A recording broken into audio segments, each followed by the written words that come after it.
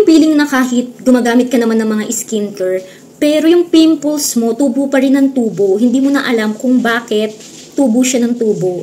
B, baka meron ka ng hormonal imbalance. Hindi na nga sapat yung mga skincare lang. Kailangan na ng mga supplement para sa hormonal imbalance. I-share ko pala sa inyo etong iniinom ko.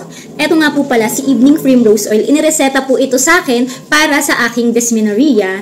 And alam nyo po ba na maganda rin po ito kung meron kang hormonal imbalance. Tinatawag ko nga po ito si Evening Primrose Oil na food supplement ng mga kababaihan dahil bukod sa dysmenorrhea and hormonal imbalance, isa rin po ito sa mga nire-reseta kapag malapit ng mag-labor dahil pamparifen nga po ito ng cervix. Para nga po mabilis makapanganak yung isang babaeng nagle-labor. And inirereseta din po ito sa meron ng mga symptoms ng premenopausal or mga menopause na po. Inumin natin siya. Kung 25 years old ka na po, pataas at nakakaramdam ka na ng mga symptoms like hot flashes, mood swing, skin dryness, vaginal dryness, muscles and joint pain, sleep problem. I think kailangan mo na pong uminom nito nga po ni Evening Primrose Oil.